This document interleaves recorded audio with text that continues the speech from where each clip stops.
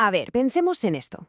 ¿Y si la sexualidad no empezara en la adolescencia como siempre se ha pensado, sino prácticamente en la cuna? Pues hoy vamos a meternos de lleno en una de las ideas más potentes y, por qué no decirlo, polémicas de Sigmund Freud. Una idea que sacó de su obra de 1905, Tres ensayos de teoría sexual. Hasta que llegó Freud, la cosa parecía bastante clara. La sexualidad era algo que despertaba con la pubertad. Y punto.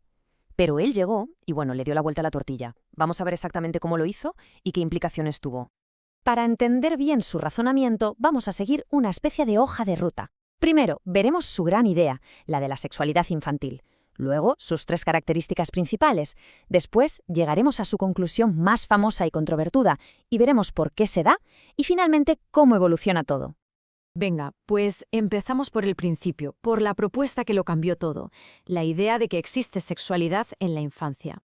A ver, lo primero y más importante que hay que entender es que Freud rompió una identificación que teníamos muy metida en la cabeza. Sexualidad no es lo mismo que genitalidad. Para él, la sexualidad era un impulso mucho más amplio, una búsqueda de placer en el cuerpo que no tiene nada que ver, en principio, con la reproducción. Y ahora es cuando la cosa se pone de verdad interesante. ¿Cómo es exactamente esa sexualidad infantil según Freud? Pues la describió con tres rasgos fundamentales.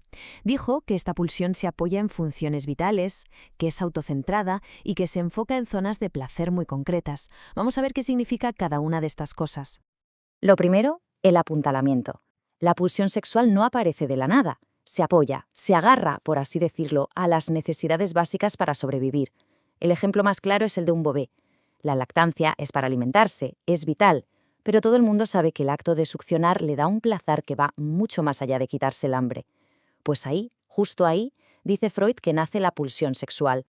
La segunda característica es que es autoerótica. ¿Y esto qué quiere decir? Pues algo muy sencillo, que el niño o la niña encuentra la satisfacción en su propio cuerpo. No necesita a nadie ni a nada externo. El placer empieza y acaba en sí mismo. Y en tercer lugar, este placer no está por todo el cuerpo a la vez, sino que se concentra en lo que Freud llamó zonas erógenas. Y ojo, que no se trata solo de los genitales. Para un bebé, la boca es una zona de placer potentísima. Más adelante lo será el ano o incluso la piel. Muy bien, pues si juntamos estas tres ideas, que la pulsión se apoya en lo vital, que es autoerótica y que se centra en distintas zonas del cuerpo, llegamos a la conclusión más chocante, la más famosa y probablemente la más malinterpretada de toda la teoría de Freud. A partir de estas características, Freud soltó una de sus frases más lapidarias, conectando esta naturaleza dispersa y desorganizada de la sexualidad infantil con todas las futuras variaciones sexuales del adulto. Y aquí está el concepto clave que lo resume todo. Freud llega a la conclusión de que el niño es un perverso polimorfo. A ver, calma. La frase suena terrible hoy en día, lo sé, pero es fundamental entender que para Freud estas palabras no tenían ninguna carga moral. Vamos a ver qué quería decir realmente. Vamos a desmontarlo. Polimorfo significa literalmente de muchas formas, y perverso, en este contexto, simplemente se refiere a que la pulsión no está al servicio de la reproducción. O sea, que el niño no es malo ni nada por el estilo. Simplemente su capacidad de sentir placer es libre, está desorganizada y puede venir de muchísimas partes de su cuerpo y de muchas formas distintas. Claro, aquí surge una pregunta lógica. ¿Y por qué pasa esto? ¿Qué permite que la sexualidad infantil sea así, tan dispersa? La respuesta que da Freud es en realidad muy simple. Porque en la infancia todavía no hemos construido las barreras internas que luego van a canalizar y a reprimir esa pulsión. Él los llamaba los diques psíquicos. La vergüenza, el asco, la moral, son como unas presas que en la primera infancia simplemente no existen. Así que, sin esas presas, sin esos diques, la pulsión es como un río que fluye libre, en todas direcciones, buscando el placer donde sea. Por eso la sexualidad infantil es tan difusa, tan polimorfa. Bien, pero evidentemente este estado no dura para siempre. ¿Cómo se pasa de este caos inicial a la sexualidad que conocemos en la edad adulta? Pues Freud propuso que todos pasamos por una serie de fases. La fase oral, la anal, la fálica, y así hasta llegar a la fase genital.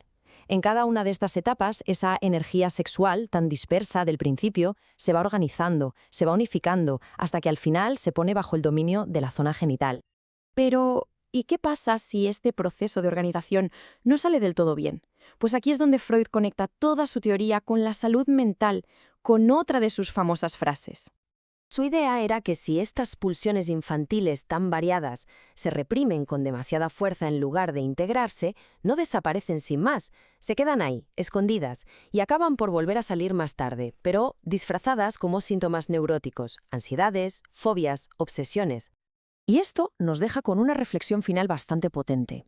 Si lo pensamos, según esta teoría, la línea que separa la normalidad, la neurosis y lo que se considera perversión es muy, muy fina. No se trata de tener pulsiones distintas, porque todos partimos de ese mismo caos polimorfo. La verdadera diferencia está en qué hemos hecho con ellas, en cómo las hemos ido organizando a lo largo de nuestra vida.